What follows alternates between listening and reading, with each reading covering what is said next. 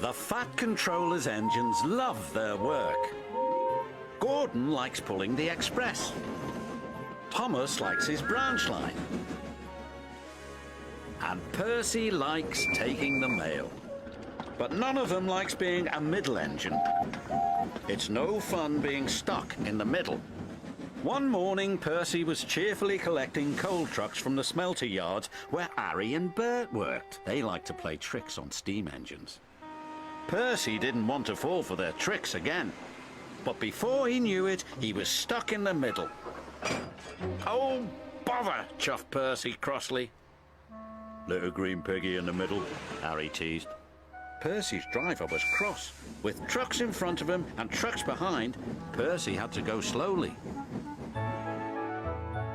James was in the yard when Percy steamed slowly by. "It's Slow Coach Percy," James laughed. "You wouldn't be laughing if you were stuck in the middle," Percy fumed.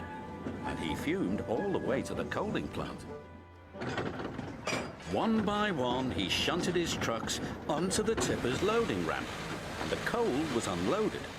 Percy was not allowed to cross the loading ramp until the tipper had been turned off. It was against the rules. But as soon as his driver and fireman left, there was trouble. Henry arrived to pick up coal. He bumped into the trucks, and the trucks bumped into Percy. Percy was pushed onto the loading ramp. "Help!" cried Percy. "I'm not a truck!" But no one heard him.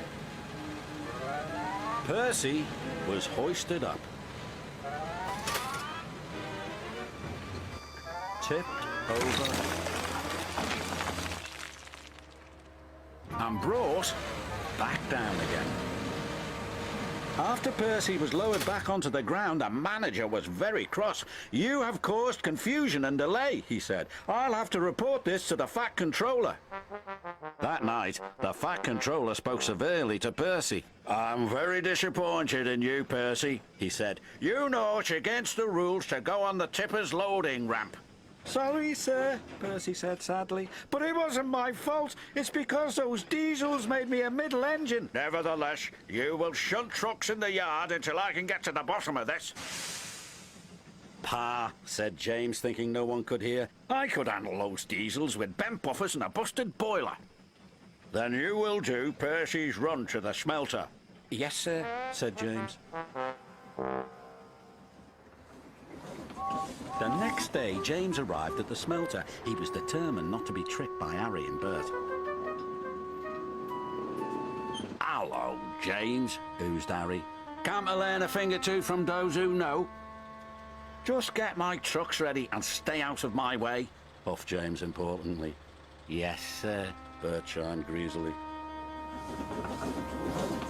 James cheerfully backed up to his trucks. He was certain he had fooled Arry and Bert, but he was wrong.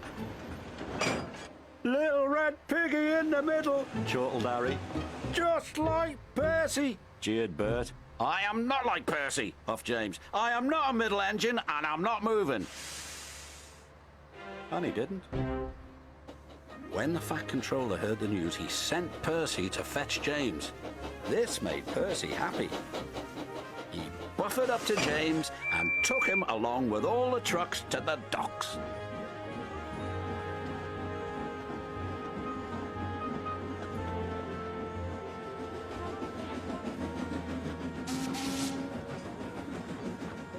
"Right on time," said the manager.